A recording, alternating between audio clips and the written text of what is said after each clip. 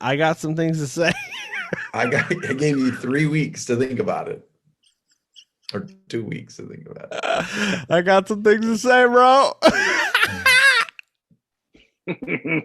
Which means he has no clue what he's going to say. He has no clue. All right. I have a few things to say. Okay. It's going to be a good one.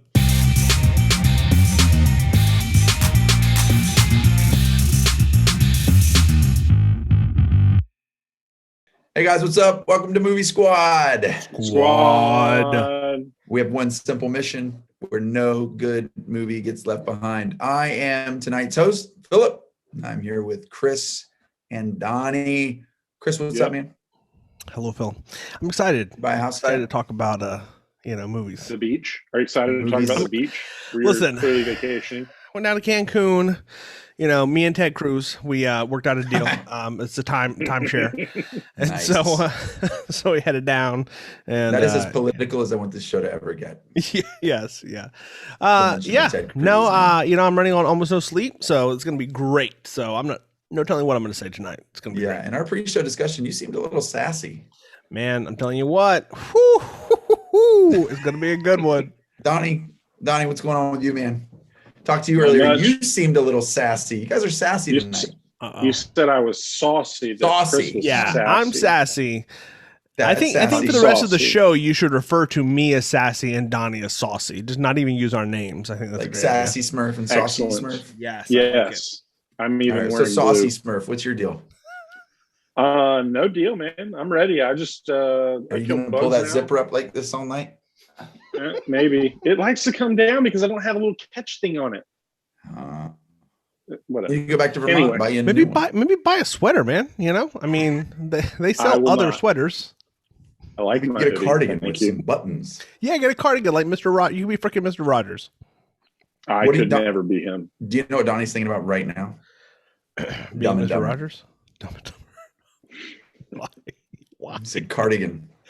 No, it's a cardigan. Thanks for Thanks noticing. for asking. Noticing. Man. Phil, Well, how are you, buddy? life. It's good, man. I'm legitimately thinking about selling my house, which gives me anxiety. Every time I think That's we're going to be settled down, I just, like a minute ago, I thought we weren't, now we are, and it's just not even sure. So it's a never ending cycle. Here's the deal. We're going to talk tonight about a modern classic. Yes. All right. Listen, when I picked this movie, for those of you guys who haven't figured out the pattern of this show yet, the host is usually the picker of the movie.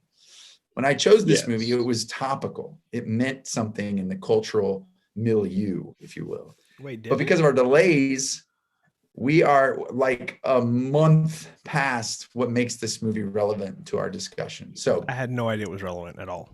it was completely relevant. April 29th to May 1st of this year in Cleveland, Ohio, coincidentally. Really? Football? I didn't was know that. the NFL draft, the 86th National Football League draft. Oh, okay? I got it. Yeah. And so I selected our movie tonight because the NFL draft recently happened, aka, say it with me, draft day. When you said this, I thought you said draft day. Listen, when you said this, I thought you said Giraffe Day, and I was excited for like a zoo movie, but it's not what we got. We bought a zoo. Not If a you zoo ever watch movie. a zoo movie, we bought a zoo. It's fantastic. We bought a zoo. I have seen that. That's great. I've seen that. Let's talk about that that means we sometime. can't watch it on here because We've all seen it. Sorry. Yep. Done. But that's All not right. what we're talking about. We're talking about the other Let me do Giraffe the Day. rundown. Draft Day. Draft Day, starring Kevin Costner, Jennifer Garner, Dennis Leary. Let's talk about it. At the NFL draft, general manager Sonny Weaver has the opportunity to rebuild his team. When he trades up for the number one pick, he must decide what he's willing to sacrifice on a life-changing day for a few hundred young men with NFL dreams. He is saddled with decisions, drama, and frustrations, all in a matter of about 12 hours. And that's This about is how draft long this day. movie felt. Oh my gosh. We're going to start with the negative. All right, listen. Let's Right start with out a of the couple things. gate. All No, right, hang on. wait. Okay, go ahead. Go ahead. No, go ahead. I just we'll said get to impressions in a minute. No, you're right. We should start with, let's talk about the positives first, okay? All right. Directed Okay, so by that's Ivan done. Reitman. Were you surprised? Since we're done with that. You are. I knew terrible. that was coming. I knew that was coming. Oh, Yeah, this is the Ghostbuster guy, right? Sassy Smurf. Ghostbusters. Yeah, Ivan Reitman, dude. Stripes, Ghostbusters. Twins, Kindergarten Cop, and Draft Day. Come on, man. That's one of the surprises I was expecting Chris to be blown away by. No, I was. No, so look, okay. I was blown away quite a bit. I mean, the cast, let's start with the cast. No, let's don't start with the cast. Let's not start I'm running this show. We have an entire segment on the cast. Hey, so don't get saucy, to the cast yet. saucy. Pipe it down. Before we talk about the cast. There's my Lowe's boxes right here. Yeah. The Lowe's box are making an appearance again. Listen, before we talk about the cast, because you're right, Chris, this movie is all about casting. Okay, but before we talk about that, let's talk about our initial responses. This movie has a 60% on Rotten Tomatoes. Oh, interesting. Okay. 60%. It's not great, right? No. But on Amazon, a 4.7 out of 5 from nearly 7,000 reviews. So I don't know if that says more about Amazon versus Rotten Tomatoes, like the clientele, the whoever decides to review these movies on these platforms. But let's talk about your initial responses. Are you in the Rotten Tomatoes category or more the Amazon category? Chris, we'll start with you. Saucy. Honestly, I think I would be in the actually kind of right in the middle. I don't think it's a 60%, but I think oh crap, we're gonna get in this. I think that's why we're here to talk about, man. I think that there were some great things about them. Like there are legitimately great things about this movie. Okay. But then there are also some things that I absolutely could not stand, did not like, don't like it. So but I think overall this is not a typical movie for you. No.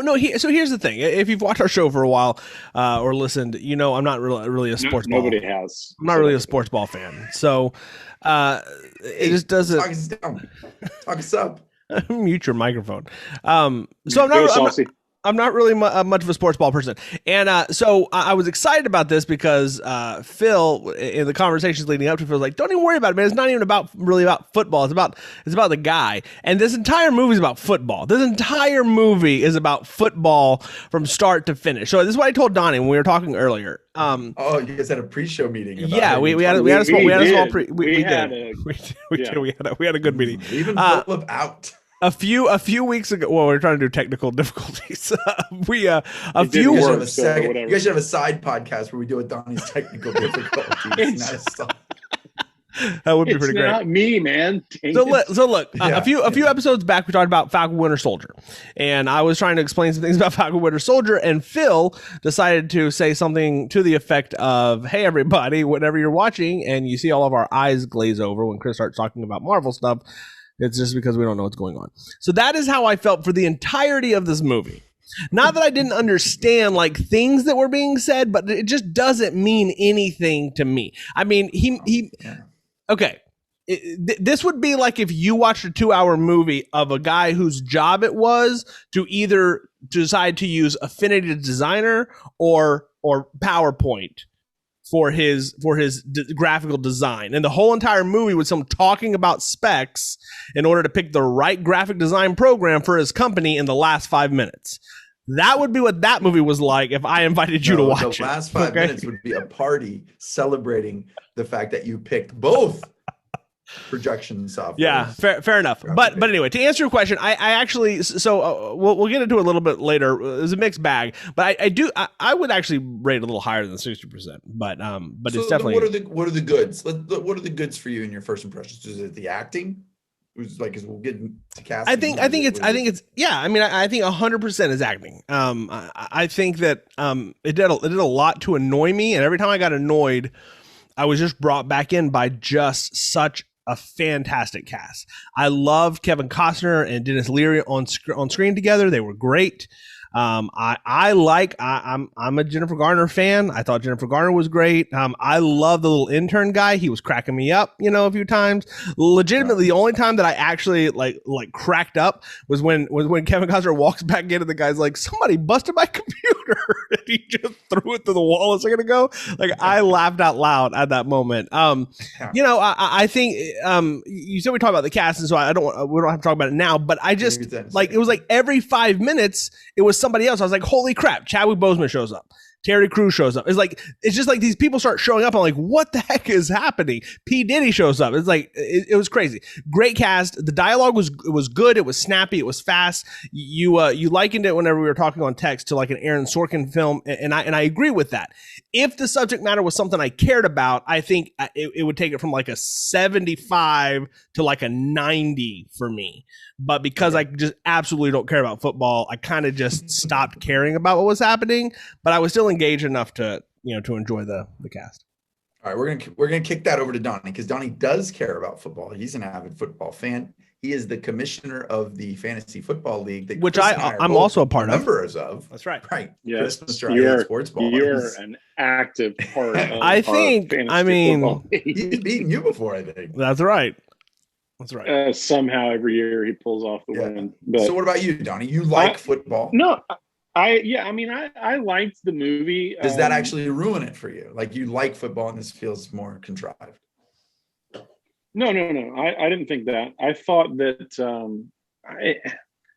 it's one of those movies like that I watched and I liked it, but I'll never watch it again kind of thing. It was like, it's not like it's not designed to be like, but it's not like an epic movie or like it just doesn't have a lot of rewatchability. But again, I don't say most movies probably don't, but I watched it with my wife and we both enjoyed it. It appealed to her as well. I mean, she probably felt a little bit like Chris as far as the subject matter, but I figured the very first shot of the movie was why you picked this, because it was an aerial shot of Seattle. That's Seattle. What do they call their stadium? I don't even. Well, now it's called. They changed. They change them every year. I think it's called Seahawk Bird Nest. It was the Seahawk Nest. When this movie was shot, it was probably Quest, and then it became. By the way, let me just say this. Don't turn this podcast into this movie, okay? One of my favorite things on television, it's weird. Maybe it's not weird.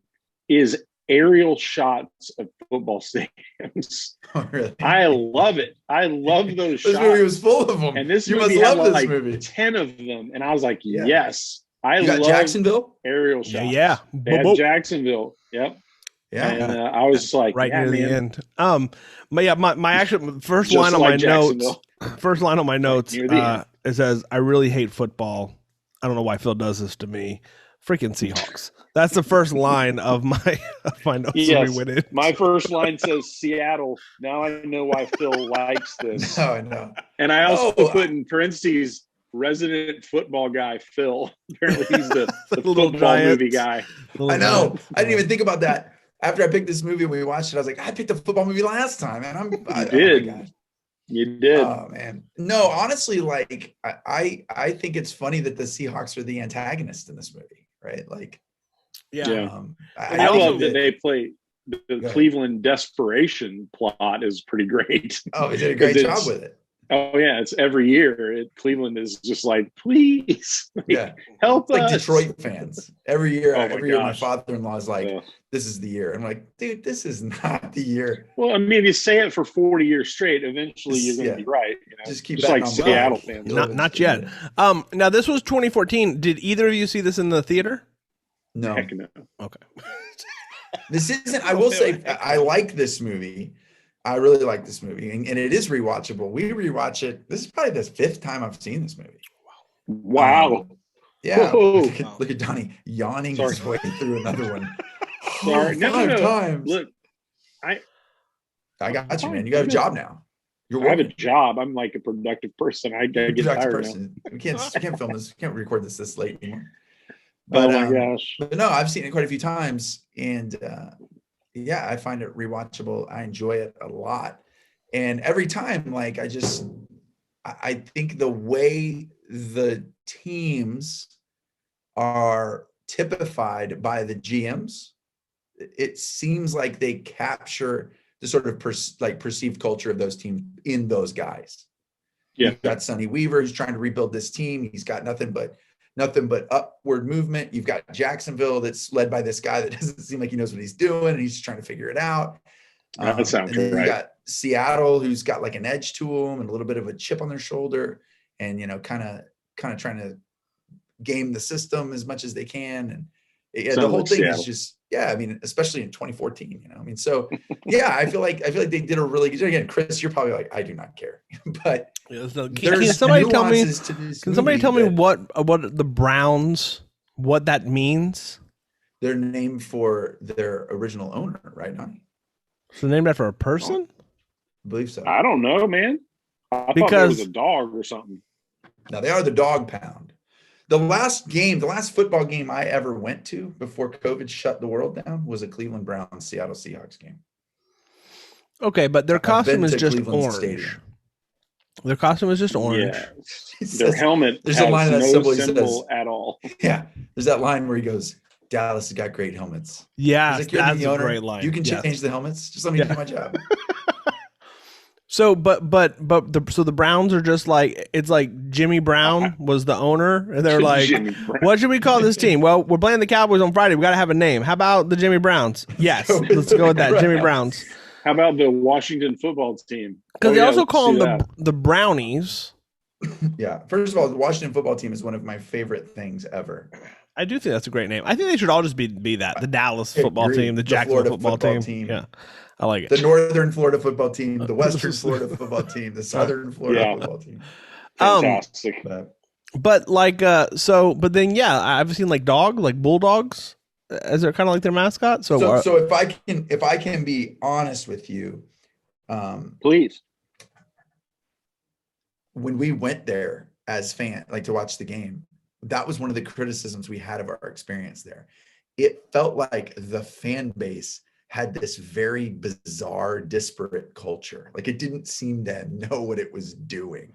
Like it would have these chants, and then it was like the Dog Pound, and then it was Baker effing Mayfield. Like that's their language, not ours, but they actually say the word. And then it's just all these different sort of like catchphrases. And just like the team, it feels like we're just trying to figure out what will stick to the wall, and we're going to go with it. Maybe that's why they don't win ever. Maybe that's why they're called the Browns. The Browns. Stick to the wall. Yeah. I just always think of UPS. What can Brown do for you?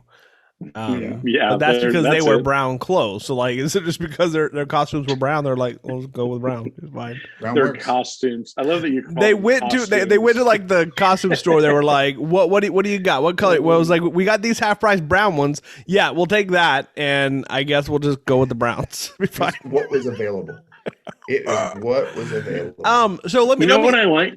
Go ahead. Tell us what you like. No, what I like about this movie, they're named after the original coach and co-founder Paul Brown. So really dumb reason. Perfect. Thank you. It's pretty terrible. I mean, they're playing people like the Ravens and the Bengals and the Cowboys, and their name is Paul Browns. We're the Paul Browns. We're the Paul Browns. And our like, hey, you guys see Paul Brown?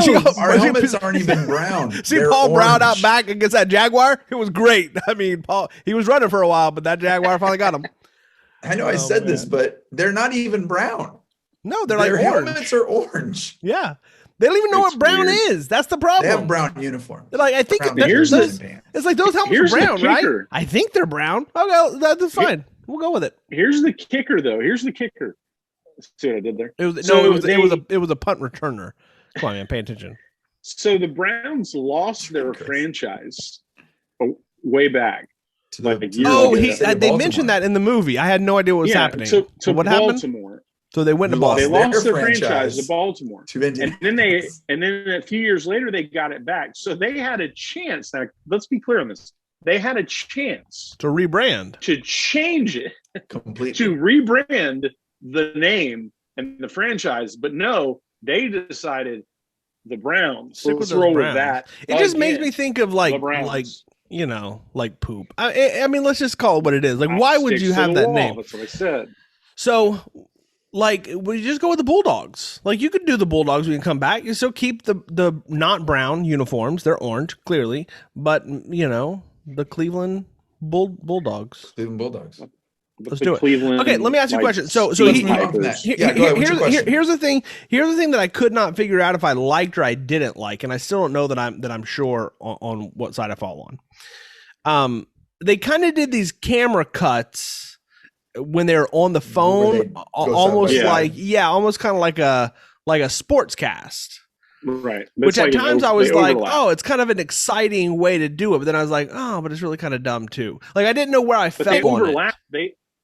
It'll be like if you and I, Chris, on the screen, all of a sudden you like overlap onto my like my shoulder would be in Chris's screen. Yeah. I thought it was pretty cool. The first time it happened, I was like, oh, I wrote it down. I was like, that split screen thing is really weird. And then they did it like 20 times. I was like, oh, that's pretty cool. I don't know how they did it. I liked it because it gave the impression that they were like in the room together.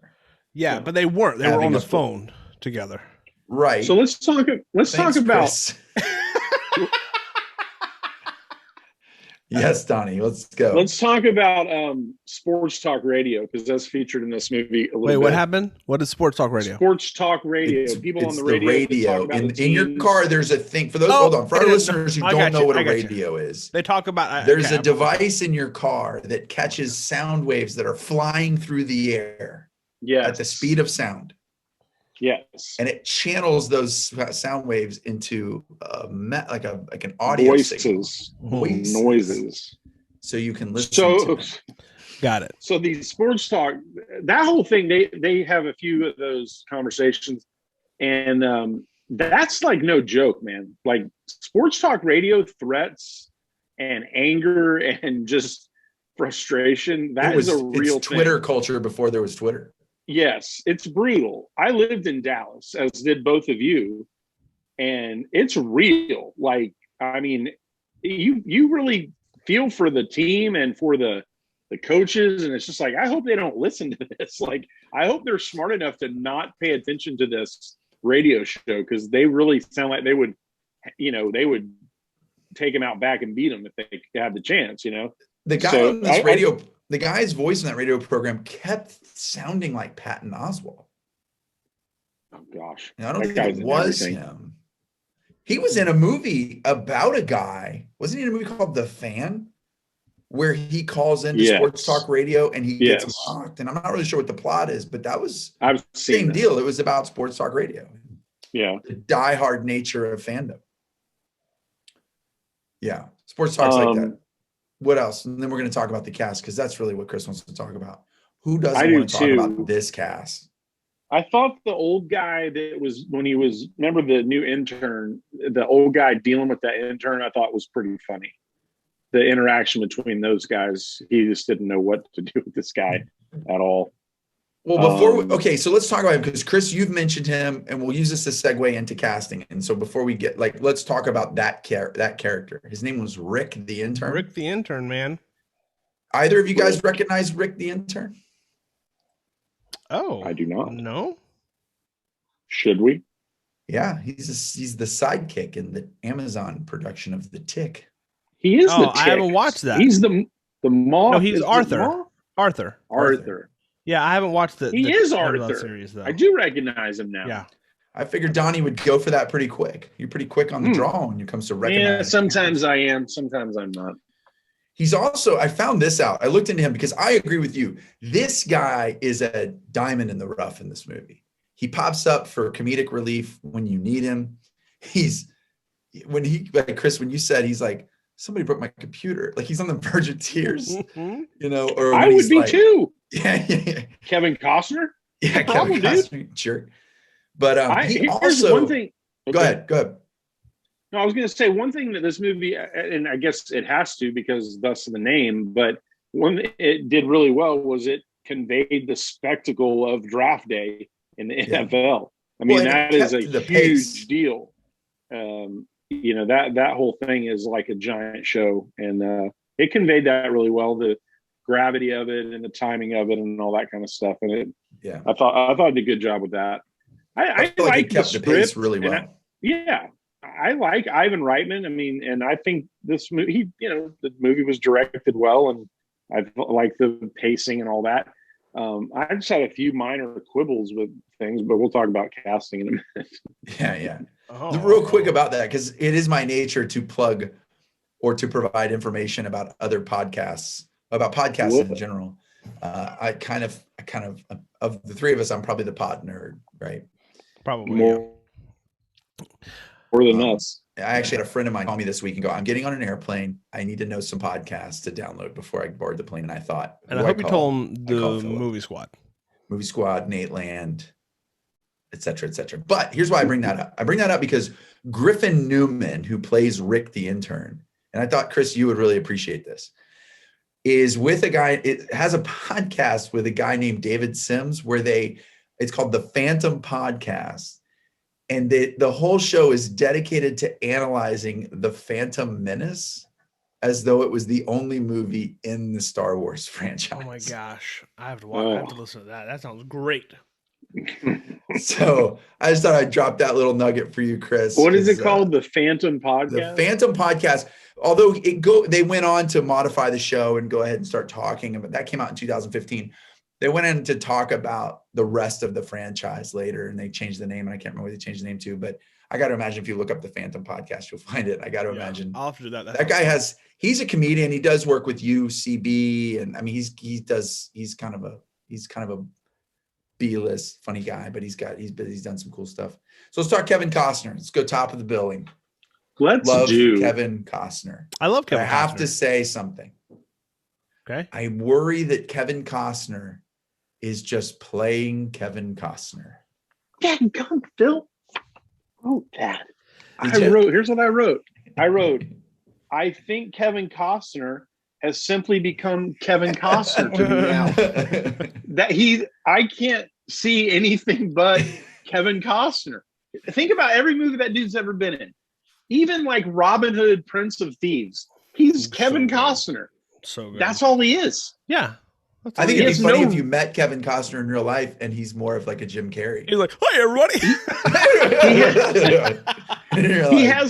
He doesn't have any range. He's okay. You know who else is like him in my opinion? Well, I don't know. I was going to say Matthew McConaughey, but he kind of went out of the bounds a little bit and won a Dallas Buyers Club. Yeah, he kind of did that. He'll dip his toe. Mostly Kevin Costner is never gonna go do an art house piece. Yeah, right? This is what I wrote about Kevin Costner. I wrote all this time I thought that Waterworld was his worst movie. So like I was surprised, you know what I mean? I thought you liked this movie. Maybe Waterworld is why Kevin Costner has chosen to just be Kevin Costner. He did Waterworld, and he's like, years ago. I actually like Waterworld. I'm not sure I've ever seen it. What? Oh, we are doing that on this show. Oh no! Don't ever say that. Dennis look, we should watch it for Dennis Hopper's performance alone. That's another podcast. So I thought Kevin Costner was great, but I agree. I mean, he even Dances with Wolves. He's the same person. It doesn't matter. He's the same person in every movie. It's fine. The Postman, but same he's guy, the same person. That's fine. But he's great. Like I think he's great. I love Kevin Costner. Here was my first note. Jennifer Gardner, ... daughter ? Like, they didn't seem like they were aged appropriately, right? No, I think that's the point. I think there is an age disparity intentionally. Yeah, why they're hiding their relationship. I don't think it's trying to sell the. But they don't really ever talk about it. Like they don't mention what are they going to think when they know that I'm old enough to be your grandpa. But I think they do kind of when the family comes around and it's clear that, dude, your cup has disappeared. That is amazing. Dude, you're just drinking the air. So Jennifer Garner, she's great. Dude. I agree. Chris, you like all the female actors that I just think are terrible. You like Scarlett Johansson, she's great. Natalie Portman, she's and fantastic. Jennifer Garner. Jennifer Garner's great, and I think they're all vanilla. You know who they remind me of? If I was going to put a guy to that place, Sam Worthington. Oh no, that's rude. Yeah, that's just rude. Jennifer Garner is garbage. just, to me, Jennifer Garner is just blasé, man. She's just like a body on the screen. It's like, okay, you're filling a slot, man. I don't think she's that great. Well, so hang on. So to be fair, I don't really think she was given a lot to do in this movie. I mean, she was given one job, and what was that job? To be pregnant. To prove that women can love football as much as men. Oh, yes, yeah, that was her sole job in this movie, was to prove that she knew all the terminology and all the history and loved the game.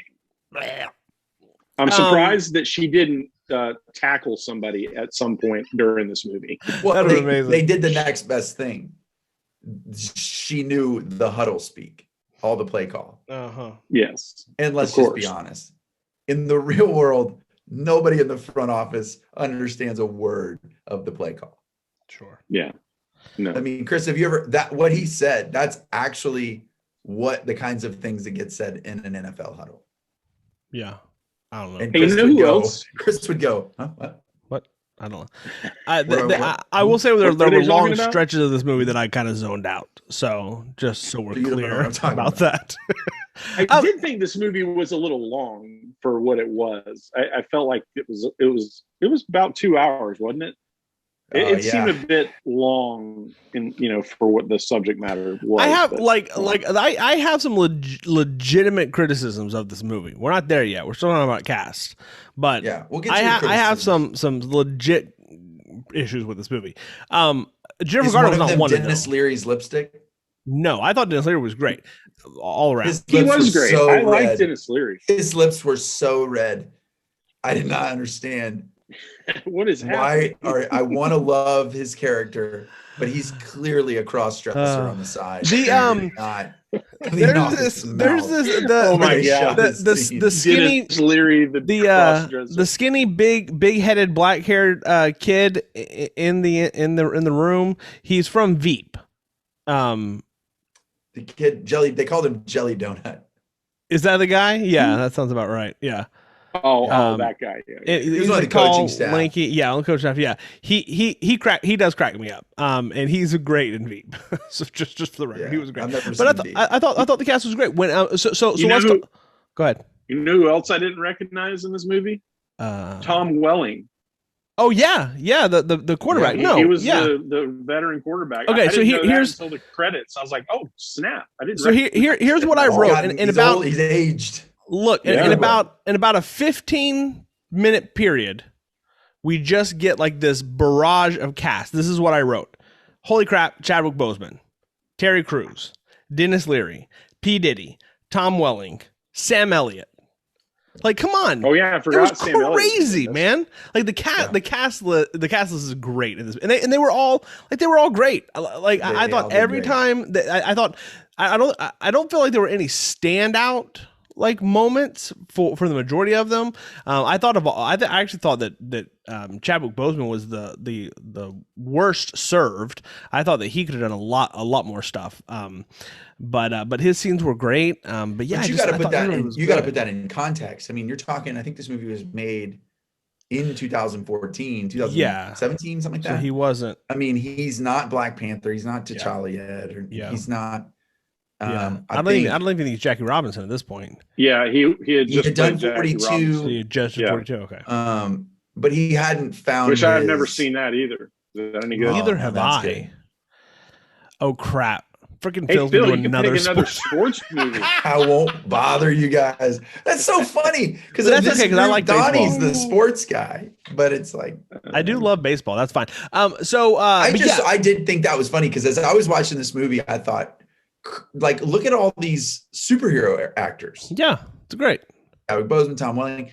Although a little trivia for you, Bo Callahan, played by a guy named Josh Pence. Yes. You guys recognize him at all? Chris, this is more of a trivia question for you. I mean, I looked him up. Oh, I didn't look anybody up. I kept thinking. I wrote down. I just wrote down Bo. Do I know him? and then after that, I put Bo knows cooking. because that reminds me of Bo Jackson. And then I stopped thinking about it, so no, I don't remember. He has a DC connection, DC Comics connection. Okay. DC film.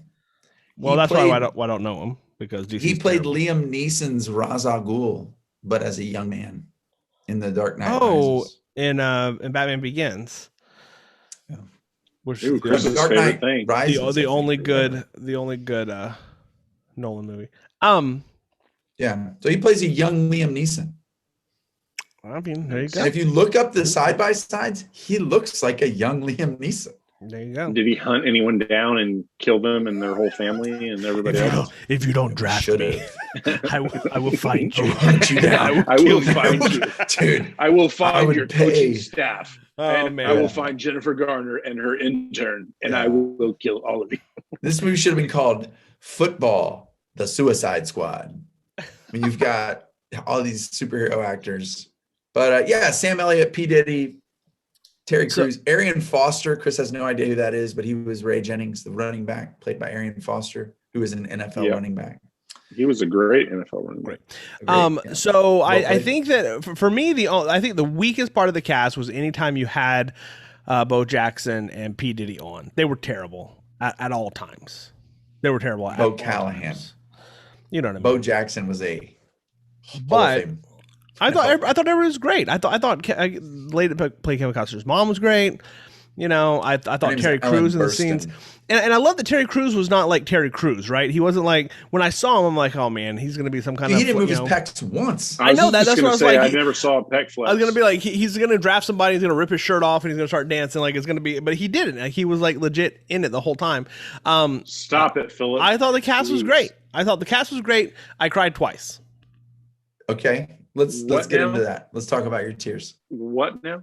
Yeah, let's call it. Let's play. Name those tears. I can name one. I can name both. Give us the first one, Donnie. Let's hit it. Well, the first one is in the context of what you just brought up is when Cruz's son gets drafted and the father-son interaction, probably, right? Did you cry there? Yeah, the Terry Crews, the running back. He gets to play for his dad's team. Yeah. Yes. That scene yeah, absolutely. When he puts up down the phone and he's like, I'm going to be a Brown. Absolutely. Yeah. It's a great scene. I knew you cried there. It's a great scene. Number 2 is when Vontae gets drafted and he's sitting silent. He's sitting speechless. No, I didn't like that at all. Really? No. So that goes back to one of my problems. What's the second time you cried in this movie? Was it when he threw the computer through the wall? No, I know when it was. It was when Vontae got ejected. No, none of that. It was when the mom says the girl's name after he announces that she's going to be a grandmother at the very end, and she says Allie. She says the name. Wow. She had just lost her husband. Dude, that was a great scene. All right. I'm not sure I remember this scene. Are you talking about Kevin Costner's mom? It's at the end. At when the end, says, she kind of validates when the draft party's him. over and they're leaving and they cross paths with Kevin Costner's mom. And she calls her by name. And she says, have a good night, Allie. Because earlier in the movie, she wouldn't say her name. It's foreshadowing. She wouldn't say the name. But they had that moment where she kind of validates what he did. And this is also now after learning the fact that he fired his dad for his mom. And so it's almost like he's bearing the shame of what he did for her benefit, and she has at no point acknowledged it. And in that moment, you kind of feel like she acknowledges it. And he turns around and to kind of bury the hatchet, and just, he tells her that she's going to be when he says you're going to be a grandma, I do tears. It's great. It's great. So that is a great scene, but it's one of my biggest problems with this movie. Okay. Yeah, congrats, Donnie. Why didn't you mention that? That's right. Yesterday. That's right. I don't know why I didn't mention that. I should have led with that. Yeah, I know. I had a we were talking about houses yesterday. and you were. That's right. Hey, let's do this quick edit. Hey, Donnie, how was your week? Hey, man, I had a granddaughter. Edit this back to the front. Oh man, that's crazy. Yeah, man. I haven't seen her yet, but I'm going to see her this weekend, so I'm excited. Nice. Her pictures look just like Oliver. Oh my gosh. Crazy. The Miles genes are insane. All right. But on that note, that's actually one of my biggest problems with this movie. Okay. And it's subtle, but creepy. When Kevin Costner hugs Ellen Burstyn, he is rubbing her side, back, like rubbing, but it's her back, very like low, almost the side of the buttock. I did not get this at all. That is an uncomfortable hug rub for the actors, not just like father, not just like mother's son, but like Kevin Costner. Stop rubbing on that lady's side. I mean, let's be honest. She's probably closer to his age anyways. You know what I mean? So Jennifer Garner. Kevin Costner is 66 years old. I guarantee you those two are closer in age than Garner and Costner, for sure. I don't know how old Ellen Burstyn is. She's been around a long Kevin time. Costner is 66. She was the mom in The Exorcist. That's Ellen Burstyn. I just, I still have trouble with that relationship. Like legitimately, when I saw Jennifer Garner, I thought it was why, Chris? What's wrong with why? No, it's not that it's wrong. I just don't think that they look. You didn't feel like it was a good pairing. Yeah, I just like she looked like his daughter. Well, it's Jennifer Garner, so no, she was great. But then when I saw her, I'm like, oh, I can get behind that. She's fantastic. All I kept thinking about was, dude, where's my car? Okay, let's talk about because I have some give me your legitimate problems. concerns. What was wrong with this movie other than the obvious? Let's talk about it. Like, yeah.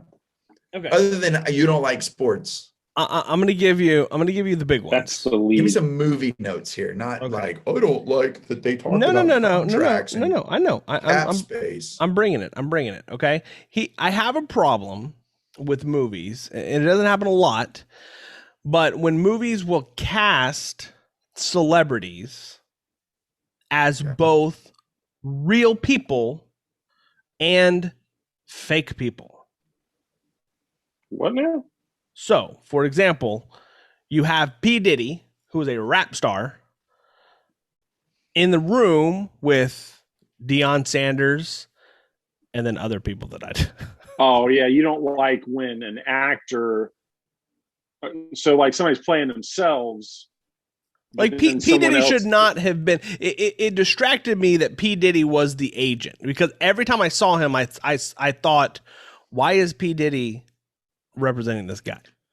I couldn't break, because he's not really an actor. How does anybody become an actor then? No. But P Diddy is not really an actor.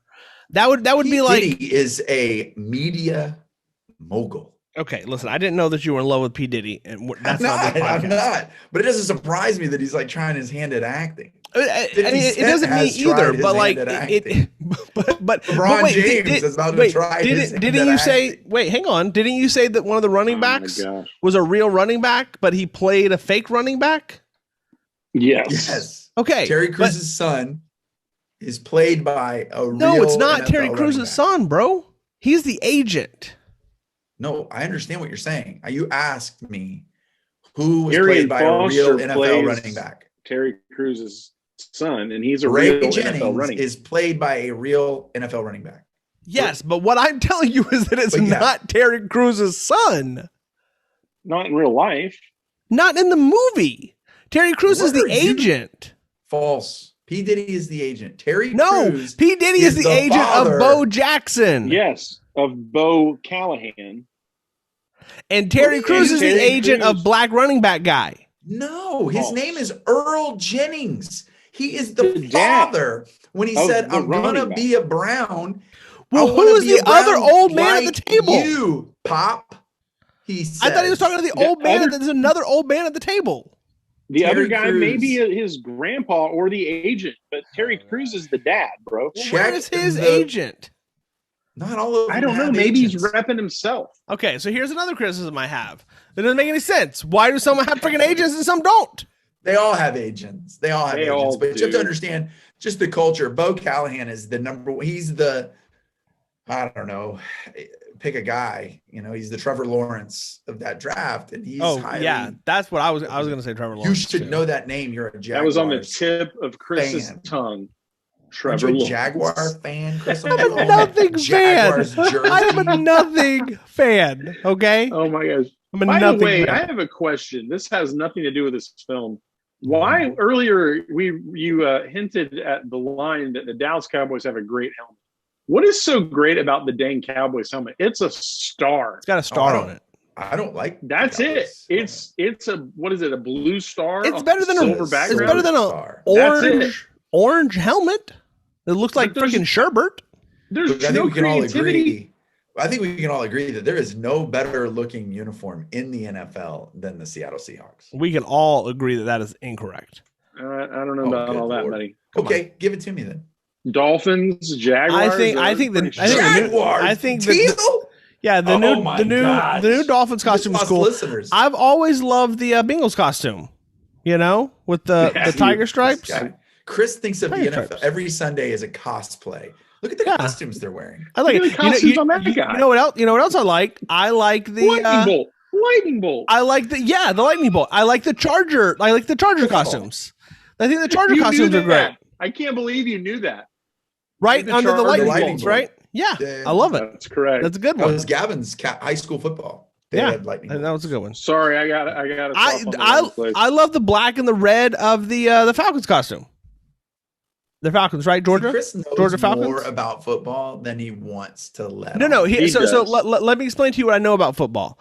I have always loved Madden, and I play based on. I always draft my guy based on costumes because I mean he's got to look sweet. You know what I mean? I never played for the Browns. I'll tell you that right now. I never played for the Browns.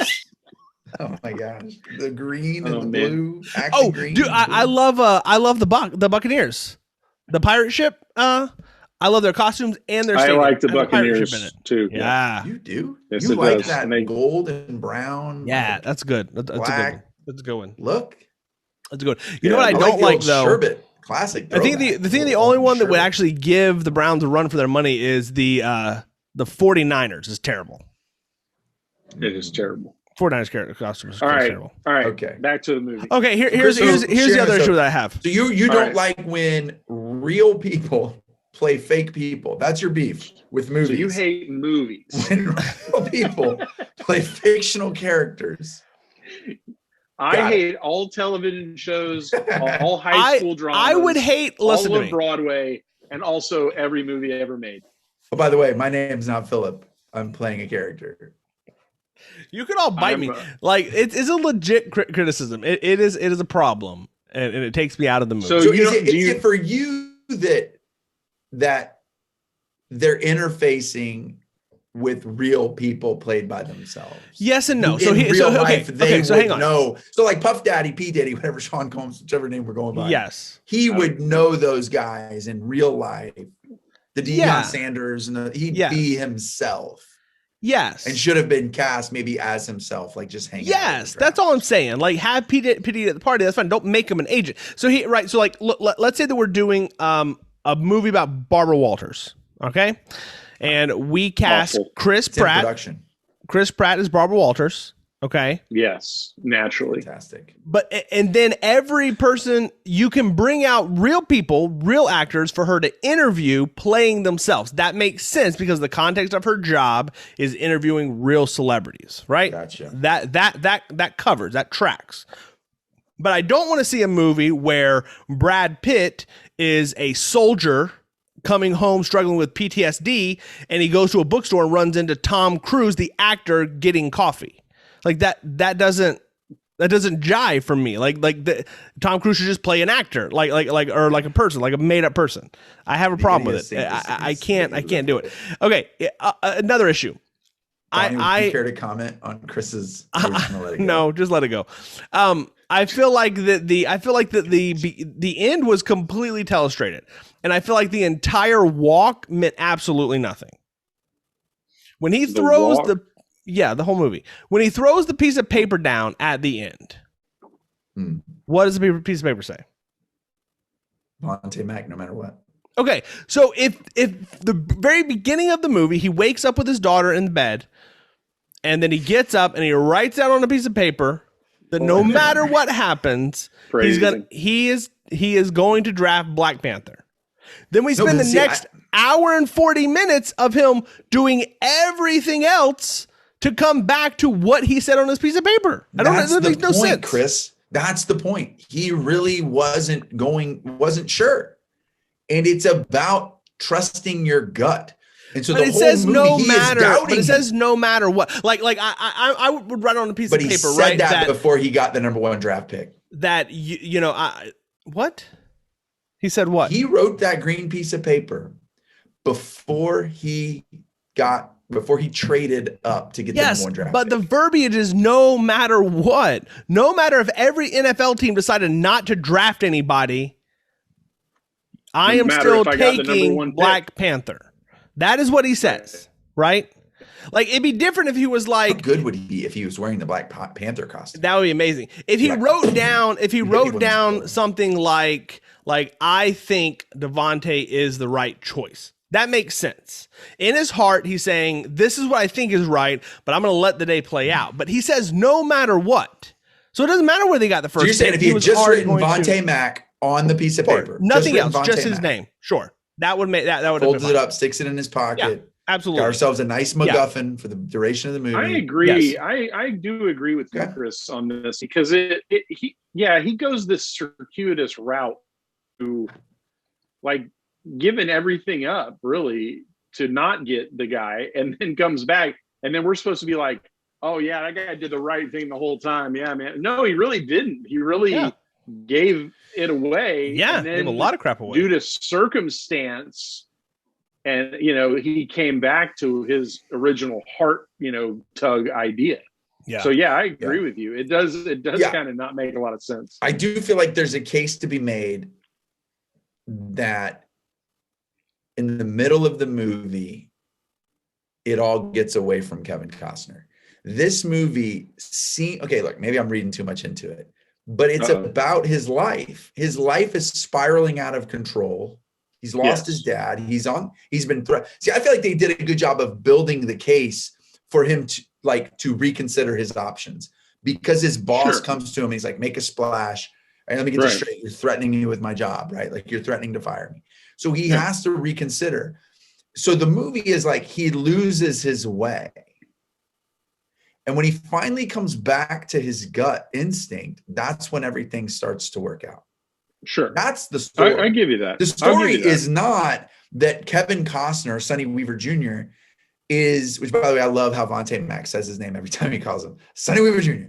But I don't think, I think they actually did a really good job of not making you think this guy knows what he's doing. He sort of wanders his way into a good deal. Like, he doesn't really find his stride until he gets on the phone and starts once he trades Vontae. Once he drafts Vontae, then he's able to capitalize on the chaos that he's just created. Yeah, right. But it's not like he planned that.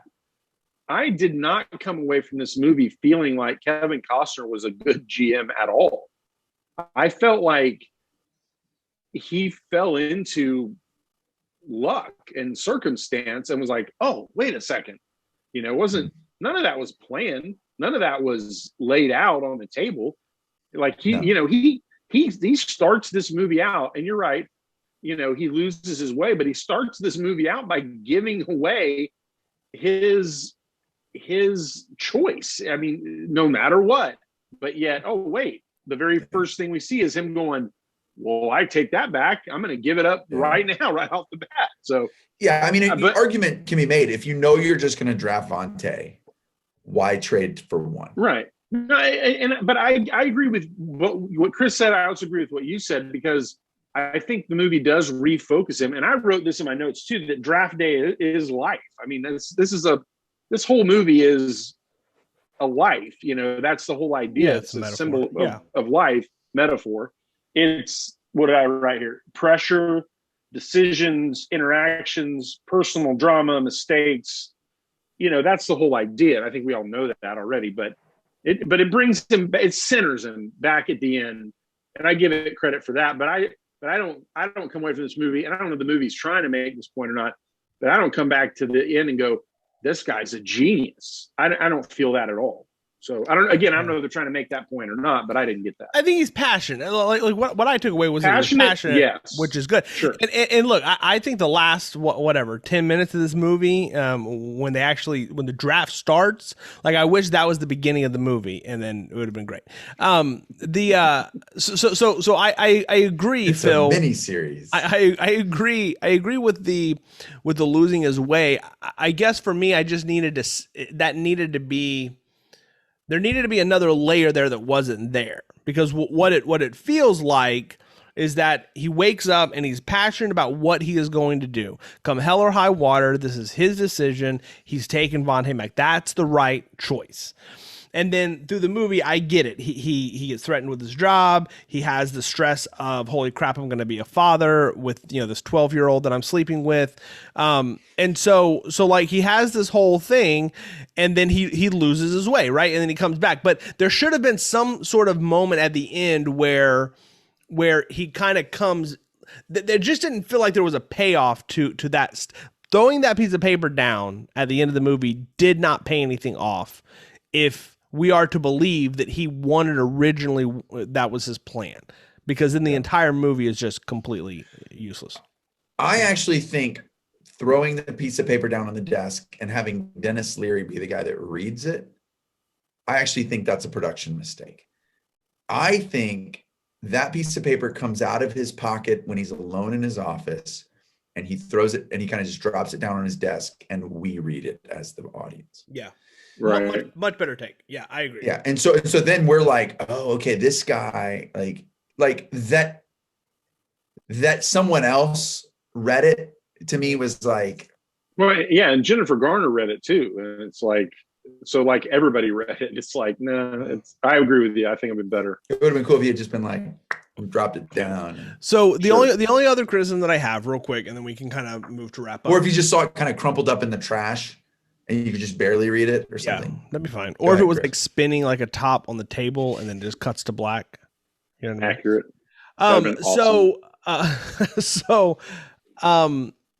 He gave Bo Jackson a really hard time about not having anybody at his birthday party. But Black Panther's rolling around with a brass knuckle cell phone case. You know what I'm saying? So if we're judging characters here, right? Like this is, I'm just saying. Here's the difference. Maybe here's that's where a problem. You don't understand football. I mean? Here's where you don't understand football.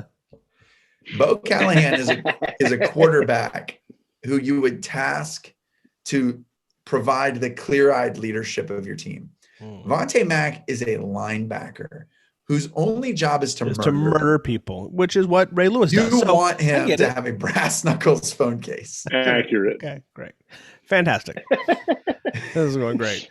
I did think it was very unrealistic, though, at the end of the movie when they had Vontae Mack leading the defense in their, jumping in the middle of the huddle. And I mean, this guy's a rookie. Let's keep that in mind. Yeah. That doesn't just happen that easily. Man. He's Jamal Adams. Yeah, I kind of hated that part too. I did too, because you've got like Tom Welling, like the veteran quarterback of 8 years or whatever, just kind of looking off to the side. He's just kind of standing off. Yeah. Yeah. Like, I just felt like that didn't really mean anything. I mean, we weren't going to watch them play. It's like, we didn't need that scene. No, I don't think you needed that scene. It felt a little bit like a Lord of the Rings ending. I was like, I thought this movie was going to end. How many more endings can we give this movie? Or the Da Vinci Code. Then fast forward like 20 years. We finally got to the Hall of Fame. We do his Hall of Fame induction ceremony. That's right. Oh, man. It's a sequel. I can't wait for Draft Day 2, the sequel. Oh my gosh. Where they lose every game and they have to. I would like to tell you my story. So I actually talked to my wife. Almost never watches movies with me unless it's movies that she likes. But if there's something that I'm going to watch, she's almost like, I'm going to hard pass. But I have got my daughter to start watching with me, Kira. So I talked both of them into watching this movie. All right, we made it about 40 minutes into it, and the internet went out for a second. By the time I could get the internet back on and the movie started, both of them were gone. No more. They wouldn't come back. They would have watched it. They do not care. They never want to see it again. Wow, they couldn't believe that I was going to be on a show to talk about this movie tonight. Oh man, I am terrible at picking movies. It was great. No. They're definitely not sports ball people, right? So it's fine. I would say, going back to what I said earlier, I think that if you are a sports fan, I think that there's a lot to like here. But I do think that if there's a passion that comes with sports, right? And I think that if you don't have that passion, I think it's hard to get excited about anything that happens in this movie. Yeah, I would never watch League of Legends. Yes, because we don't like women. No, isn't League of Legends like a game? Oh, League of Legends. It's League of Sorry, Legends. I thought you were talking about League of Legends is like- I thought you were doing League of Our Own. Sorry. No. League of Legends League is of a video Legends game. is a video game. It's a video game, Yeah, it's a video and game. it That's right. draws crowds Oh, bigger yeah. than the Super Bowl. Yes. Yeah. Yes. And exactly, Donnie. Yeah. I mean, you're talking like Never heard of it. 100 million viewers Yeah, watch it's the League crazy. of Legends Championship. Yeah. What? League of Legends, and then what's the other one? Dota. Dota's the other one. They have like these giant conferences. And if somebody made a Or, like, movie about tournaments. building a dream team for the League of Legends, I'd be like, dear God. Oh, you know what? This is a great example. We're watching Mystic Quest. And you guys don't enjoy Mystic Quest near as much as I do, or at least Isn't from it the Mythic? I conversation. think it's called. Oh, sorry. Mythic. Yeah, Quest. sorry. I'm not watching Mystic Quest. That I've show's never losing seen me, man. Mystic That show's Quest. losing Right, me. But I absolutely love it. But I'm more into the game space. So I do think Yeah, that's that's a fair example. I think that's the biggest. And so like honestly, But if the internet goes out, I will finish the episode. listen, I sold my wife the way you sold me on this movie, which is What it's now? really about the guy. You know, it's about his story. It's not really about football. It is. I've already And unpacked that. for 10 you. minutes into the movie, she looks over at me and she says, I don't know what's happening. And I'm like, I don't either. And so do we watch it again for another 30 minutes? Oh my I God. feel like this show. We are equally lost, honey. We're This equally show- confused. I feel like this show should be about us watching Chris watch movies he doesn't understand. Pick all the football movies. Oh, it's great. It's good. Our next movie is going to be The Miracle. It's about hockey. Oh, no, That's a now good I've movie. seen that. That's a great movie. Kurt Russell? Come on. Oh yeah, Kurt. Russell's great. All right. So anything else? We're going to start wrapping up here in a second, but I want to hear I your got beefs. nothing. You got nothing? I got No, I do good like it. I have no beefs. I mean, the movie was fine. It was you- entertaining. Okay. It was. I didn't think it was anything special. It was fun. It was, except for Jennifer Garner. I thought it was good. I mean, I think Jennifer Garner was the highlight of the movie. I You're an would insane say. person. Let's just say it. I think Chris is a disease. He's the cure. I am the disease and I'm the cure. Thank you. I think that this movie is a Rotten Tomatoes score without Jennifer Garner. That's what I'll say. I still think the best parts in this movie are I'm Gonna Be a Brown scene and then the laptop scene, which I swear I laughed out loud when he comes in and that guy looks like his puppy was just killed, and you just saw Kevin Costner chunk that laptop into the wall, and that guy's like, somebody broke, and he just sees somebody like we don't know that Kevin Costner smashed that laptop. Props to Kevin Costner for owning it. He just He doesn't does use own it. words. Yeah. Like, I threw your laptop. So in good. this thing. It's really good. Now, a lot happens in old Kevin's Sonny Weaver Jr.'s office. A fire, a desk clearing, a thrown laptop, Ex-wife fight interaction. with mom. I mean, it's just like, crazy. man, this office is woo. Yeah. Who tossed his Mike Tyson- desk? Was it the Tom quarterback Welling. guy? Yeah. Yeah, Tom Welling. He Yeah. was ticked. And then they kept trying to go into like a closet to talk. They did that, I think, 3 times, the exact same thing. Like 3 times. They got one sentence into it and then somebody interrupted them. Like that was a funny gag the first time. 3 times, a little much. I will say I did love the interaction with Dennis Leary at the end where he's like, I'm going to quit. He's like, just wait until we're done. If you still want to quit, you can quit. But I thought that was great. At the end when he goes up to Dennis Leary and he's like, okay, I think you're the guy to whatever he says. Yeah. And he's like, yeah, I can coach. Like, I thought there were great moments. Like I said, I cried twice. So, I mean, it's okay. I'm good. I mean, it's not a bad movie. I just wish it wasn't about sports ball. That's all. Yeah. Gavin was frustrated. My son, we watched it together again. I watched this movie twice in preparation for this show. He was like, he kind of felt like, he's like, why is this Jennifer Garner's character? Like, is she the office manager? Is she in the legal department? She's finance. She's like, why is she getting game film? Like, it's a little much. It's almost like this all male operation can't function without a woman. Well, I think that I just don't think she had anything to do. It's Hollywood, bro. I think she legit was just there to be pregnant, and she did have some. I mean, I did like how she put every time she's in this movie, she puts somebody in their place. Yeah, I thought she was great. She was great. Like when she's like, "Can I get you guys some coffee?" Blah blah blah. I'm not giving you idiots anything. Or when he's like, her "To job, get is one it? of these," People and she's like, "I think it's great that the most masculine sport in the world is That was great. prize is a piece of jewelry." Yeah. And he's like, That's a good point. It's a good point. "She's great. It's fine. It was fine." Good point. I have a good friend who thinks this movie's about Russell Wilson. That Bo Callahan is Russell Wilson. Is that what happened to Russell Wilson? Is it? I couldn't find anything that substantiated that theory. Did he drop from the first pick to 7th, 6th? No, but it's just sort of the personality of Bo Callahan's. If you watch Russell, I love Russell Wilson as a quarterback, but he's a little bit wooden as a person. Is all he cares about is winning? Is that the only thing that matters? I mean, he's just like, he's just all business. And he's just like, when you hear his post-game interviews, it's just all like, it's just all the inspirational speech bull crap. And he always gets all the sponsors in and he does his job. He knows how to do his job, but you kind of sense that he's the guy. There's a reason a lot of guys left the team after they lost the second Super Bowl or lost the Super Bowl.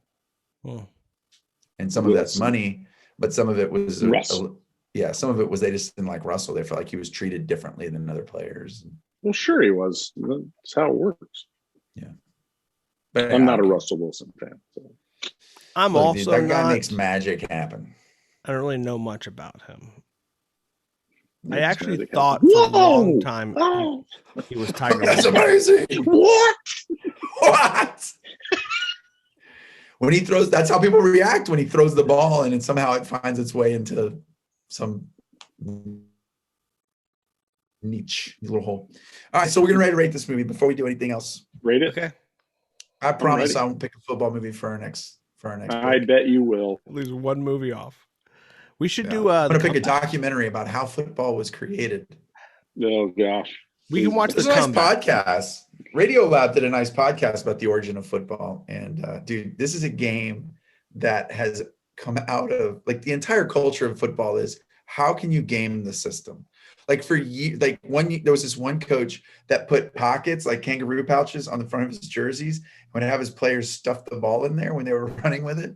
So they had to pass a rule like you can't have pouches on your jersey to stick the ball in. Seriously. And this one other coach had like a brown football shape sewn to the front of like to the belly portion of all of his players' jerseys, so nobody could tell who had the ball at a quick glance. Wow. And they had that. I mean, it's just that's the way this game is played, dude. Like guys are always jockeying for leverage and trying to find a way to cheat the system. Jockeying—that's a different sport. Man. I'd like to see a movie about horseshoe tossing. Is there a movie like that? Let's make that movie. That's a good sport. We should. Movie. That's a story that needs to be told. I'm ready to rate this movie. Let's rate this movie. Donnie, you said you're ready. Let's go. I will rate this movie 28 Bo Jack slappable smirks. That guy, you want to punch smirked his way through another scene, huh? Early on in the movie, you decide, this is a guy I would punch in real life. Yeah, for sure. Yeah. So punchable. Any scene with him and P Diddy were immediately the worst scenes. Yeah, I don't even want to get into P Diddy. I don't know what in the world he is doing in this movie at all. He's trying to break into the acting scene, just like. But who let him in? Who did Terry that? Crews. Ugh. Who was great. I agree with you, Chris. He was great. I love Terry Crews. That guy's awesome. He's awesome for a lot of reasons. I dig him. I dig him too. Chris, what do you got? I would give this amazing movie 4 brass knuckles out of 4. You stole my. Did I? You stole mine. Oh, come on. Twice last time. That's what you get, man. Look, I'm telling you, the best part of this movie was the very first time you see him on the phone. And I'm like, is he about to hit somebody? Oh, like, no, that's a phone. Okay, well, great. Let's draft. Which, by the way, is not a very ergonomically it's terrible way to hold your phone. No, but they show it a lot. I wonder if they sold these I wonder if this was like some sort of like merch. They probably gave them out at the premiere. Yeah, get your draft day merch. Yeah, everybody. Draft day brass knuckles phone case. We're in LA, so when you leave, you can get back to your car safely. Yeah, you want a piece of merchandise? We're selling the latest Kevin Costner movie to the inner city kids. Hey, Yeah, dude, that would be the most convoluted piece of branding. It's like, what is that? Oh, it's a phone case. Oh, it looks like brass knuckles. Oh, it's a brass knuckles. It's phone brass case. knuckles. It's Where'd you both. get it? Where'd you get it?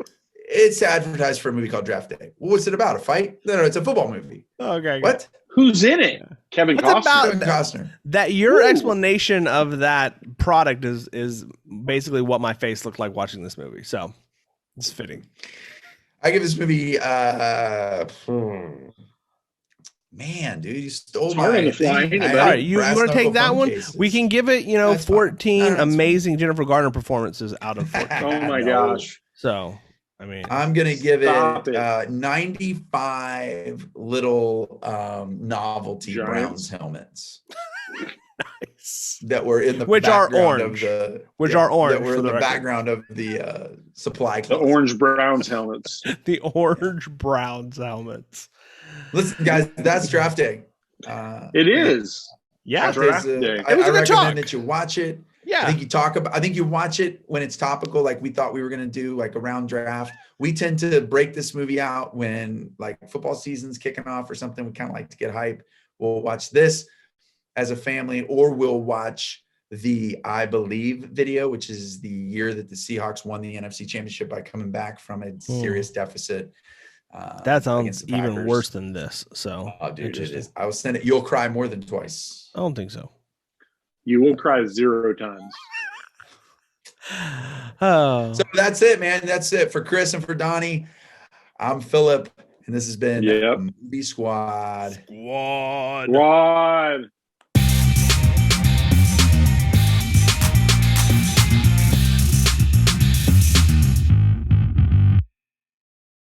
There are scenes in movies where, and I brought it up because I will watch Draft Day, and no matter how many times, I got watched Draft Day a number of times. It's not Walter Mitty, but I really enjoy Draft Day. I just do. I enjoy the walk and talk. I like the storyline. I enjoy where it goes.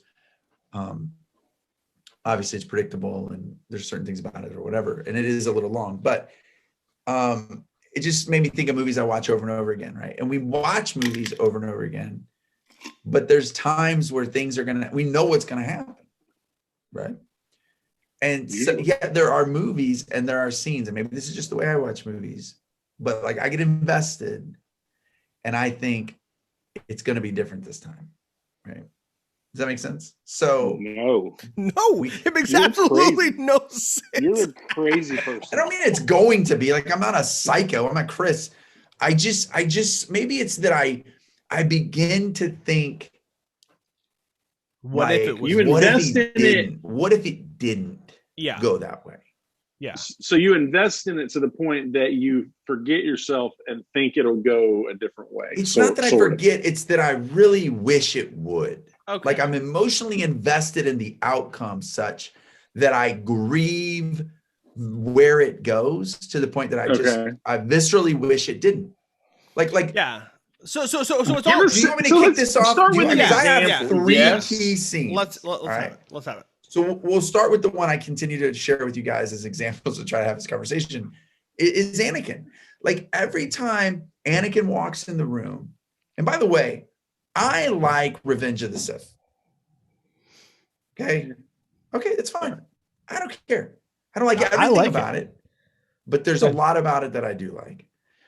I mean, it's better than the entire probably the sequel only trilogy. movie that Christian Hayden Hayden Christensen. His name backwards. Close. Where I like his performance. He's not good in the first one. Obviously, he doesn't play himself. He doesn't play that character in the first one. But I think he's okay in this movie, and you can sense the struggle and blah blah blah. But every time he walks into that room and he sees Mace with the lightsaber, and he's got the Emperor. I mean, he can strike down the Lord of the Sith, the guy, and end everything. And Mace is gonna do it.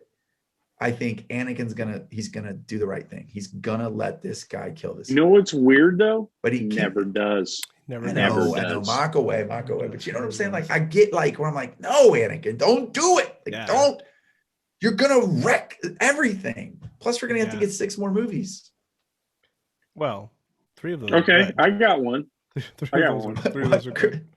Well, 3 of those are good. Don't think just 6 more movies. 3 of them are fantastic, and then 3 of them are absolute garbage trash. So that's kind of what I'm getting at. Does that help make sense? Like, it's sort of the emotional investment and the legitimate bum out that comes with how the outcome was. And it also doesn't make any sense. Like he should know. No. I mean, he should know better. Like, I mean. You mean Anakin, thing, or you mean Anakin? Okay. No. I mean, no. I agree. Like when I watch that scene, you know, you're like, I mean, we've just watched 3 movies of you trying to learn your place. Like, you know, this is the wrong thing to do. Like, why would you do something that stupid? No, I get that. Yeah. Okay. So do either of you have anything like that? I have a couple. What do you got? Give me one. Well, I'll start with Alien, the original Alien. Okay. When I watched that movie, it's down to Ripley and Parker and Lambert. Mm-hmm. And Ripley's kind of off on her own. And Lambert gets cornered by the alien. And she's clearly going to die. But then Parker, like for some stupid reason, like attacks the alien, like by hand. He like goes after him and jumps on it. And I'm just like, wow. Like I've seen this whole movie. Really? What? Spoiler. Okay, we need to add that to this list. But when I watch it, every time I watch it, I think he's not going to do that. Like why would he do that? He's not going to. He knows he's going to get killed, but he does it every time. Are they in love or something? Parker. Is this an act of love? No, it's just like he's a big macho dude, and but I mean, I think that if you knew, but come on, Donnie, if you knew somebody was going to die, like wouldn't you? I would skedaddle, bro. It's that whole like take somebody who runs slower than you when you go hiking. Yeah. Because of bears. You don't have to outrun the bear, just you. Just Chris. So that's one of mine. I'll just leave that there. Chris, you got anything? Good. I passed some hot potatoes. I'm not saying I've never seen Alien, by the way. I haven't seen it in at least 30 years. Yeah. It's a long time. So it's like the only scene I remember is like in the table where obviously the comes out. And then the end, she's in like that suit, right? And kills it with the flamethrower? Or is that part two? That's Aliens. See. Yeah. I thought she wore a suit in the first one, like a mech suit. No, she put a space suit on. Maybe a space suit. Yeah. So anyway, mech is Aliens. Obi-Wan. Is Newt? She's in part 2, right? Newt. Part 2. Obi-Wan. Now that's a name I haven't heard in a long time. So here's the thing. Get it together, man. This is hilarious. Here's the thing. Look, I know you're on the beach and all that, but I don't really watch. This has nothing here. Here's some reality. I don't really watch a lot of movies on repeat. There are a handful of movies that I will watch over and over again, and most of them I just don't. But I want to play along, so I will start with Titanic. Yeah. And every time they go into the water, and you see that giant piece of wood, just like put your leg up on it. Just put half of your body. Just stick your leg up on it. It is fine. Just do that thing. Honestly, if they really balance their weight, they could both sit up on that piece of wood, crisscross applesauce, be almost completely out of the water, and be fine. It's idiotic. It's idiotic that he doesn't even try, you know? He's like, at a certain point, you just want him to be like, hey, listen, we just met and all. Can we trade places for a few minutes? We just met and all. I think you look nice as a French woman, but let me just say something. Just, can you scoot over a little bit? Let's just try. Look, I don't want both of us to die. If I can't fit, I'll gladly float away. But like, can you just scoot just a little bit? It'd be fine. Let's just try. Just try it. You know what I'm saying? Let's just see. How about we switch places? How about you jump in the water for a little while and I'll get up and warm up, and then we'll switch places. How about that? That's a good plan. You know, something. Yeah, that's a good plan. Something. I like that. They could actually huddle together. Yeah, take off all of their clothes and be naked. And then, which they've already done, right? Happened. And so then you just warm it up. You know what I mean? So that was great. Real quick side tangent. I took our youth group to see Titanic when it came out, and I got chewed out by my youth pastor at the time, which was Donnie, because I didn't know there was nudity in it. But they show her breasts like for a while, you know. It's like it a was good not well publicized 30, in advance. 45 this seconds. Pre-internet. And we went for Amy Nall's no, not Amy Nall, Amy Nelson's birthday, and we had 13 people from the youth group. This story gets better if it's Amy Nall's birthday. We had 13 people. Holy Toledo. And Amy was an emotional wreck. The movie starts with a black and white picture of the Titanic, and she just starts bawling. So I don't know, some kind of hormonal things going on there. But she, so we have the entire back row, not the entire, but almost the entire back row is just Faith kids, and we're watching this movie, and we had people as young as like 12 and 13 of them. It was PG-13, so I guess maybe just 13. But I mean, we had young kids in there. And yeah, they show the movies. And then we go to church the next day. That was a Saturday. We go to church the next day, and Donnie finds out. And he comes and chews me out because I'm like supposedly the ringleader. And that was fun. All right, Phil, what else you got? Number 2 for me, I have 3. The second one for me is when Mellish gets stabbed in Saving Private Ryan. Oh, that's a good one. That seems highly avoidable. Yeah. Because dude man comes up the staircase and is right there like a dillweed. Could have killed the guy. And it's brutal, man. It's brutal. It's Slow. one of the most brutal death scenes in the movie. Terrible. When he's just like, shh, like he's trying to calm him down while he impales him. Yeah, and he is in agony, dude. It's brutal. He's like, no, please. It gives me. I know when he says, please, he's like, please.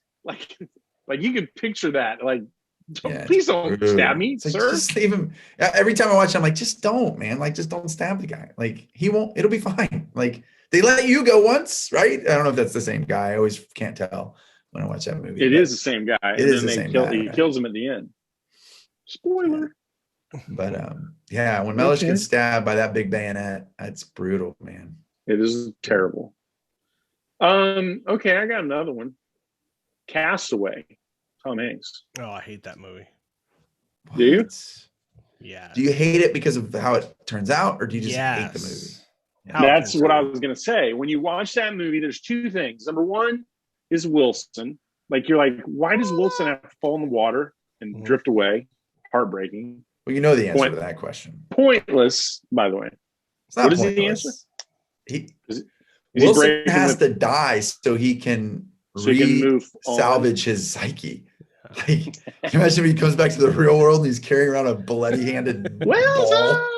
Like, hey guys, look how I survived in the wild. Like, he needed the break. The end of that movie, though, and we all know this already, is one of the most, like, I guess, where I was torn more than any other movie. You're like, dang it. Like, she married someone else, man. Like, what the heck? Like, of course she did. Of course she married another dude. He was gone for like 7 years or something. Yeah. And it's like, and you watch it and you're like, she's gonna leave. Like, she's gonna go with him. And she does come outside. And I think she's willing. Like, that's drive down the street. You get. Yeah. And it's like, yeah, do that. Keep going. And then they back up and you're like, okay. Yeah. I guess that's the right thing to do. But that sucks for Tom. Yeah. If you were her husband in that movie, like, I don't know that you would hold it against her that she kissed him. No. I would think you'd have a hard time, being too upset about that. I think you'd be like, look, can you move on? Can we get on with our life together? I get it. I'll let that go. You're missing. Yeah. So that's another one of mine. Brutal. Yeah. Man, I really like that movie. That's a tough ending of that ending. Yeah, it's a rough. It's hard to watch. But it's the right ending for that movie. Yeah, I mean, yeah. Does he wind up with Wings Girl, you think, or is that just The first time I saw Castaway, the car, she turns in, right? And he's sitting at the intersection. Mm-hmm. The first time I saw that movie, when I saw it in the theater, I would have sworn that he puts his turn signal on to follow the direction she goes, but he doesn't. I don't know why I thought that. He kind of sits at a crossroads, literally. Yeah, he just sits there. I'm thinking, I could have sworn he turns it. Yeah. Chris? It reminds me Anything of else? it reminds me of Pearl Harbor. They do that same gosh. thing where No. It where should. yeah, no, because like I went and I enjoyed, you know, the Pearl Harbor attack, like the way that they shot that. But this the whole B plot line is right, Ben Affleck goes missing in action. And so freaking, you know, Kate, what's her face? Back in sale. Bacon sale, right? The lichen, Mm, whatever her name Bacon was. She's not a sale. lichen. She's a vampire. Right, she gets knocked up by his best friend and gets pregnant. Dude, if I'm Ben After the Affleck when I come funeral. back, I murder both of them. I don't I'm just remember saying. that and That's how what that movie happens. went. That movie, they actually did a really, I mean, it sucks because they had to kill one of them, but they did a pretty good job of tidying that situation up. Yeah, but I didn't like it. Okay. Yeah, that's Josh convenient. Hartnett takes one to the chest. Yeah, No. to save Ben Affleck so he Shoot in the can chest. go back to his Chest. cheating wife and raise his best friend's son. Pam, no. She wasn't cheating. They I weren't mean, married. But it wasn't a long time. It He wasn't like died. 7 years. I mean, he didn't He like was die. dead. He was deemed KIA. Whatever. All right. Whatever. Let's move on. Okay. So I have another one. This is going to come from a little movie, an indie flick that probably not a lot of people have seen. It's called Avengers Infinity War. Have you guys heard of this? Yeah. Okay, it's actually a pretty recent movie. You may have heard Dragging this out, really. So the scene is on Titan. Whenever they Chris get Pratt. they get the upper hand with Thanos, and I mean you get it, like you understand where Pratt is, right, where Star-Lord is, but every time I'm watching that, I'm like, just don't hit him. Like this, we this The entire movie gauntlet's is safe. literally coming off of his hand. Yeah, it's like just for a second, get the gauntlet off, save the day, and then you can murder him if you want. Literally you kill can, him. Yeah, like tie him up to the Milano and like fly through a freaking star. It didn't matter, you know, just 30 more seconds, bro. That's all we need. Every time I'm like, just don't do it. Like he's just taunting you. Don't do it. And every time he does, every time he punches him in the face, and I get it, but like, don't do it. You know, come on. Yeah. I mean, come on. It's interesting you brought that up because I went golfing yesterday and I found a ball in the woods, and you can have your name printed on golf balls so that when you lose a ball, when you find balls, the name printed on this ball, Chris, Star-Lord. Oh, dang. He's been playing, you know what I mean? He's got some time off. He got some time off right now for Thor. So yeah, totally. I mean, he shouldn't have punched him. All right. Yeah. One more each. Get through it faster. My last one, y'all will mock. Probably. But, Thomas J. You know what I'm talking about? My Girl. You don't need to go find the mood ring. Oh. You don't need to kick the beehive. You don't need to leave your sad, lonely mother without her only son. It doesn't have to happen, Macaulay. It's a stupid dollar store mood ring. It's not worth it. Live and learn. Let's be frank. Veda's not worth it. Oh my. That is that's some heavy rough, man. Some heavy stuff, man. Them's fighting words. Actually, dude. Anna Klumsky was in. She kind of made a resurgence as an adult actress. She was in Veep, I think. And, yes, we talked about her recently. Yeah. I think. She was also in some Christmas. Yeah, movies. Veep's great, by the way. So good. I got one. I'll take your word for it. Never seen it. It's good. But yeah, man, it's like this kid. Like he's like, do it, Thomas. Your impression was spot on. Bro, I've seen that movie a I lot. bet you have. That movie. I don't think I've ever watched the entire movie all the way through. It's not good. Let me explain something to you. Oh, it's whatever. I have the VHS tape somewhere around here. I bet you do. Let me explain something to you. I've seen Dumb and Dumber, Ace Ventura. A lot. Yes. Those two movies are probably the two movies I've seen the most of any movies ever. If you're just going on sheer screen count. Mm-hmm. And My Girl's probably top 5. Wow. Number of times seen. Armageddon's pretty high up there too. Oh, Armageddon's a good one. See, I don't watch Donnie. dude. I don't watch movies a lot. Like it's Star Wars and Deadpool and Back to the Future, maybe. Maybe Raiders of the Lost Ark. All right, my next one comes from a little movie you might have heard of called Jurassic Park. Oh, this is the indie like alligator movie. Yeah, it's like big alligators. The big crocodiles. Got it. Yes, right. What about that movie? I don't. Muldoon. Is it just the whole movie? Like, hey, don't do genetic engineering. Well, that could be it. But you guys know who Muldoon is? He's the guy with the clever Australian guy that hunts the velociraptors. Clever girl guy. Yeah. Clever girl. When he's got the velociraptor lined up in the sights, and then he realizes that he's been had, right? And the other one's right next to him.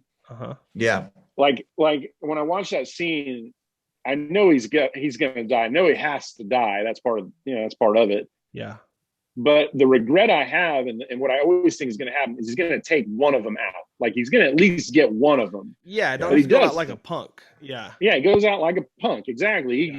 He turns to look at the other one. And it's like, dude, you knew this was going to happen. You're the guy. You're the guy they brought in for this purpose. Yeah. Take one of them Chris out. Pratt before there was a Chris Pratt. Correct. Now he's a dead Chris Pratt.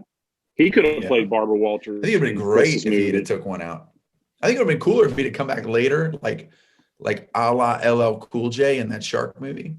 Ooh, Deep Blue Sea. What if he only had one arm and took one out? Like he came back missing a limb or whatever, and he's like, "Pack my shotgun," and he blasts him.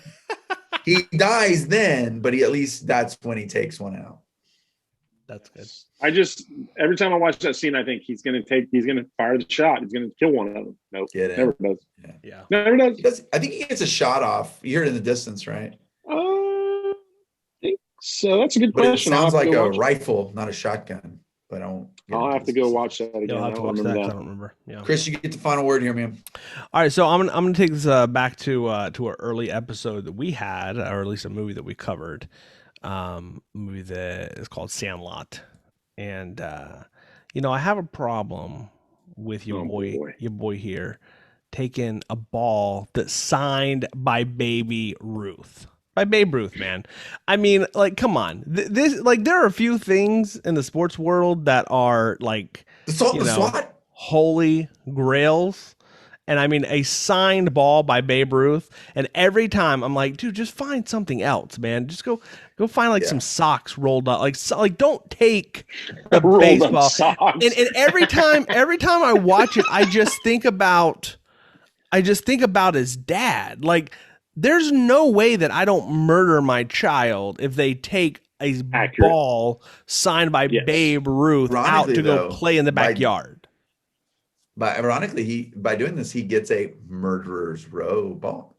It's just true. It all plays out. But still, I'm just saying, in that moment when he's going to grab the ball, and I'm like, just don't. Just the fact that it's on special display in your dad's office. Yeah, just seems like a dead giveaway. Seems like a dead giveaway. It's like, Yeah. We lost the last baseball that we played with. Yeah. Maybe nothing will happen to this. I know. It's like you want him to have that moment where he's like, this seems like it's important. Maybe I'll just leave it here. You would think that at some point that would click. Colossus a clout. But every time he's like, I'll take this one. Hey, Mom, would you drive me to the store real quick and buy a new ball? Exactly. Hey, Mom, my new friends who you want me to have, you lost our ball. Will you take us to the store and get us? I was going to take Dad's special ball, but I'll buy you a dozen. I'd also like a new ball cap, because this one, when I turn, it hits everything. It's everything within a 3-foot radius. I would like a shorter cap. Awesome. So I think the point here is just have better communication with your parents. Okay, that's just it. Just talk to your parents. If you need something, let them know.